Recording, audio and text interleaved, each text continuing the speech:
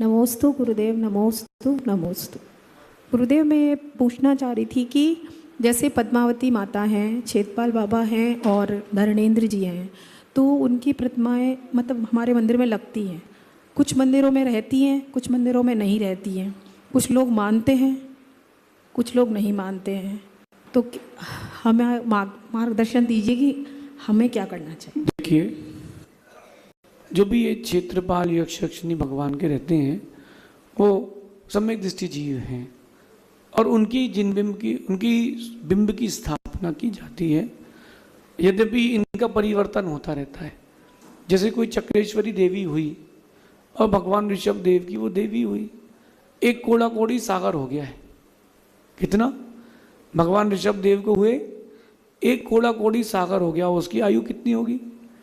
अधिकतम जो आयु होती है देवियों की 55 पल्ले की होती, वो भी 16 सौ की। और जो फिर नीचे विंतर आदि हैं उनकी तो बड़ी 1 पल 2 पल की आयु का व्यवस्था है। तो वो हो सकता है कई बदल गई हों, तो वो उनका स्थान तो है, लेकिन मेरा कहना है कि उनको पंच परमेष्ठी जितना स्थान नहीं दे सकते। उनका अपना स्थान तो है, तो पंच परमेष्ठी जितना स्थान नहीं दे सकते। रही बात पूज्यता और अपूज्यता की कि एक श्रावक क्या करे, तो जो उनके यथा योग्य सम्मान आदि है वो आप कर सकते हैं, वस्त्र आदि दे सकते हैं।